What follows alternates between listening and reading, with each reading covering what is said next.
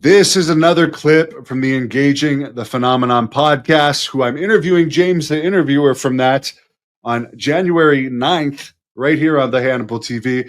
This is Lue Elizondo, former head of the Pentagon's UFO program, talking about reverse engineering. The full interview link is in the description. Please enjoy. I would like to talk about crash retrievals and materials. Mm-hmm. So I remember when you were on Tucker Carlson, and you had the famous line of simply put, yes. Does the U.S. government possibly have materials? And when you asked that question, I went to Eric Davis and I asked him, what do you think about Lou's statement? And Eric Davis said, and he authorized it for public use.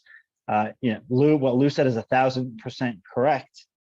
And the U.S. government has crashed and or landed UFOs. Why do you think he said that? Well, I'm not going to answer for Eric Davis. Eric Davis is an incredible human being. I've had the honor and privilege of knowing him, and more importantly, I've also seen the work product that he's produced for this nation.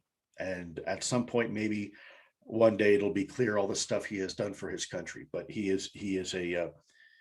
really is. When you talk about American heroes, he really is one of those. He falls in that category quite squarely. He's an amazing human being.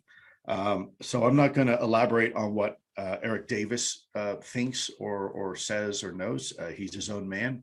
I can tell you that when he tells you something, he tells you the truth.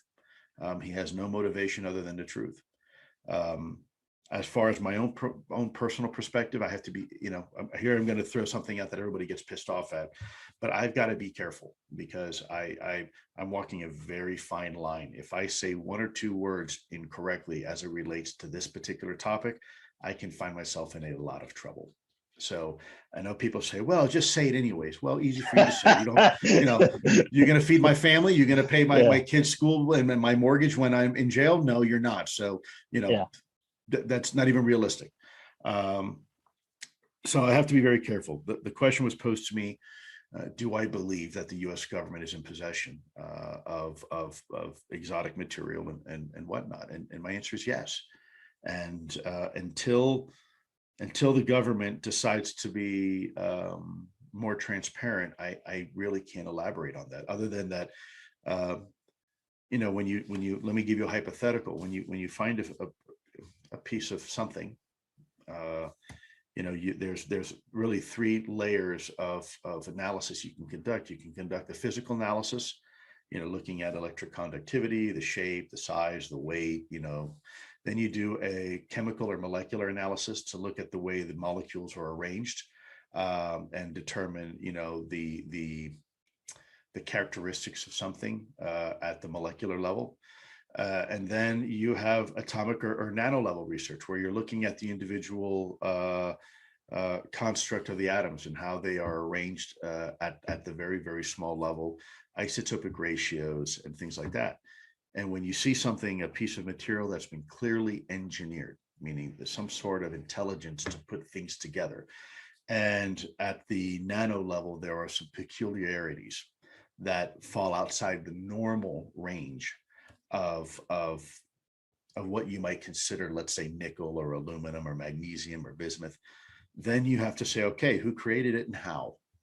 And at the end of the day, when you have material that has been found before supposedly we as a species had a technology to engineer it that way, then you've got to ask the question. And this is why I've said before, a 747 isn't uncommon to see at an international airport. But imagine being the first guy to break into King Tut's tomb, and of all the things you find in there, you find an intact 747 sitting in the tomb. Doesn't make sense, does it? Because 747s weren't around when King Tut was around. So what the hell is a 747 doing in King Tut's tomb? So that's the best analogy that I can use without going into further detail. I've tried to be very careful. I don't want to be dismissive of your question, because it's an important question. I would ask that same exact question, but I also have to be very, very careful. And if you notice other folks like Hal and Eric and others, they're very careful to have this conversation too. Yeah. Okay. Yeah. It's not Oh, just yeah. me. I'm Yeah. not just being paranoid and cagey here. There's You're reasons for actually it. the most out in the open. They Yeah. still, now what you said, if the US government ever gets to that point that I guess you can talk more. Do you think that we're likely to reach that point where the US government is going to be forthcoming about such materials? And if it is in the cards, like, you know, I mean, do you think I there's a think if the timeline? material is proven to be what it might be, then I think, yes, all truths eventually come out. I'm not a material science expert, so we still need to test it. This is why I keep telling people, we need more data, more analysis. And only then are we going to be able to make that determination. Is this really exotic or not? All I can do is provide you what has been made known to me. Yeah. But I also recognize that, we still need more data. Yeah. Right now you're asking me my belief, which I rarely like to offer, but I've made that exception in this case as it regards material. But I also, if it turns out in 10 years that this material just happens to be some sort of foreign adversarial tech that was really ahead of its time, I'll buy that too. We have to let the data speak for itself. Do I think that's the case? No, I don't.